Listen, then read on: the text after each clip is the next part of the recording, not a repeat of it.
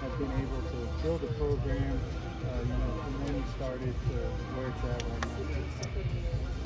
right I think players who chose us and stuck with us. And that would start with Zakiah Franklin, Holly Kerskeeter, and then when you add a difference maker like Talon Jackson, but all three of those young women have unwavering confidence in each other and come in every day with a great desire to build our program and defend our culture. KUsports.com got 2 for you. One, with the big three coming back and Holly, Zakiah, and Tiana, I guess what does that say in the day and age of transfers to have talent of that caliber come back? Yeah, I think it says a lot about how much they love KU and how much they love the community of Lawrence. And then just a great sense of loyalty, to their teammates. They truly want to leave this program better than they found it, which they've already done, and now it's just build on that legacy. Maya Nichols coming in. Obviously, we're in Kansas City. A lot of attention around her. How's she performed so far? She's been terrific, and we're going to rely on her a lot.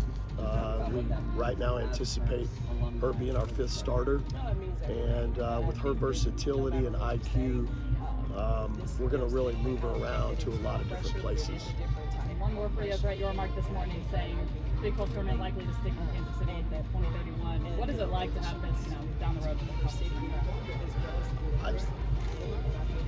I've just never been a part of, a better environment. I think our men's tournament here has long been regarded as by far the best in the country, and I think that that's something that we can try to build upon and create that same type of vibe. Coach Mackenzie Nelson with KSHB 41, the highest preseason poll ranking in over a decade. Do you pay any attention to that? And also, what expectations do you set for this team this season, especially coming off a successful year last year? Yeah, I think we see it as a positive in terms of, validation of the growth of our program. To be regarded by the other coaches as maybe having all the things necessary to compete for a Big 12 championship, I think is affirming for our players. Coach, losing Chandler Prater, just how have you kind of been making up for her production? I think, whether it's through graduation or the transfer portal, you go and you fill needs, and we feel like that, Maya Nichols was probably going to be a starter, regardless of who was part of our program. But we have some other good freshmen and the additions of some experienced players, in Ryan Cobbins and Skylar Gill, who are transfers for us. I wanted to ask about those transfers. Just how much of a role did the fact that they're both from Kansas play in getting them to come to your program?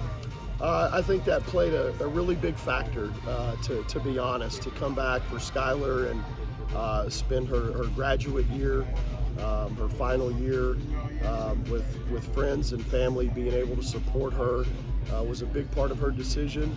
And then Skylar both wanted to, move to the Power 5 level. And I think had grown up a Kansas fan during her time at Wichita. Just with Skylar, adding another accomplished shot blocker to a team that already has Tiana Jackson, just what can that do for you guys defensively? I think Skylar's got the opportunity to really contribute, especially on the defensive end of the floor. I know that she's blocked a lot of shots. That may change a little bit in terms of, maybe how we want her to play. But she's going to be a very, very effective defender in our league. Just last thing from you would be, in terms of the non-conference schedule, the Cayman Islands class is going to be a big test. Just how will that help you evaluate where your program is at that point? I think it'll do exactly that, and that's what our veteran players wanted, was to go out and test themselves early in November against the best of the best. Let's find out where we are, and let's learn what we need to improve on to be as competitive as possible once Big 12 play starts. What's meant to have so much veteran leadership back throughout the offseason and as you start up this preseason? You know, I think we're an interesting roster in that we're very old and we're very young. And I think for a coach to have those veterans be able to help raise up the younger players is invaluable. You know, it's cliche, but player-led teams are always going to be better than coach-led teams. And can you just touch on the buzz around you guys right now? We saw with the tournament last year, and you talked about it with the growing crowds. Just what's the energy like around? Excited to see the Jayhawks back on the court this. You know, our men's basketball program has set such a high standard, and has been nationally competitive for many years, and we're jealous. And our players are hungry, and you know, they want to be part of competing for championships in the Big 12, and I think that's a good bar to set. Coach Nooner, can you just touch on losing him? What is Wichita State getting from him, and how excited you follow as much as you can, but also play against Wichita State's getting one of the best men I've ever met in my life. He's an incredible guy. Is extremely well deserving of that opportunity. He's going to kill it there, and we're super grateful for what he did in his time to help us advance our program. Coach, I know that injuries had a big role in kind of shortening the bench you guys had at the end of last year. Yeah. Are you looking forward to having the kind of depth that you have coming into the season and trying to use more of that lineup? I actually think it'll be the key to our team. You know, we can't control injuries. I think a year ago we only had 3 players playing every game. But when you're really trying to compete at the highest level, 6, 7, and 8 are integral parts to that. I know going back to when we played Stanford a couple of years ago in the NCAA tournament, 1 through 5, I thought we were really competitive. It's when we went to 6, 7, and 8, and they went to their 6, 7, and 8 where there was a real separation. And then getting to play in the Big 12 tournament here in the T-Mobile Center instead of over at Municipal Auditorium, you looking forward to that? Is it kind of bittersweet to not be playing in Municipal anymore, or are you just looking forward to playing here? You know, I think I've always liked Municipal. Obviously, all my time at Emporia State, we played a lot of games there. But I do agree with the move over here.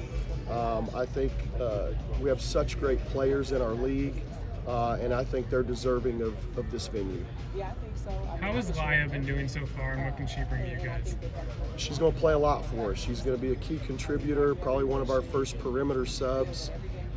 Even though a freshman, has a very high basketball IQ and has a lot of experience competing at the highest level internationally.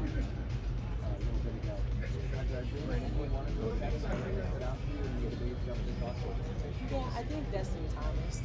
We were hoping that I would say 2 things. I think she has done that. the hunger to win a Big 12 championship, and wanting our 5th-year seniors, and I would put Ryan Cobbins in that group, wanting them to have the absolute best experience possible as they finish out what have been amazing careers at Kansas. With the girls you brought here today, a lot of times this is a one-time thing for a player to represent the school. Girls have been coming over here a lot. Yeah. Do you get the sense that it still means something for them to come do this today? It absolutely does, because I asked them if they wanted to come. Oh, okay. I gave them the opportunity to defer if they wanted to, but I thought they were deserving, and I think they look forward to it. They appear to be much looser than in other years, and they're having a lot of fun. Does that make it easier on you? Sometimes that's probably a hard decision, who to bring, who to ask. I mean, it's got to be the right mix of person and player and all that, right? I don't think it was a hard decision who to bring. I just wanted to confirm with them that it's something that they wanted to do again. And they immediately, all 3 said yes. We'll ask them, but why do you think they said yes? What's your read on that? I think they're proud of every opportunity to represent Kansas. Coach, you guys got to add another assistant coach to the staff this year. How has that just kind of helped practice and move things along? We have two additions in Patrick Schrader and Marquez Webb, and they both bring different attributes. Pat's working with our perimeter players, and Kez has really done an outstanding job in coming in and contributing to Twins, Tiana Jackson's development. And to be honest, I think Coach, what's it like having Mark conference? Which Mark? Mark Kellogg. We have two new Marks. So, I've known Coach Kellogg for a long time. We competed against each other in 2010 in the national championship. Obviously, he spent time at West Texas, where my father was for 25 years. And then he replaced us at Stephen F. Austin. So I consider him a good friend, and he's going to do an outstanding job at West Virginia. Can you talk to me a little bit about what SFA did for him? What did SFA do for you in terms of preparing for this job?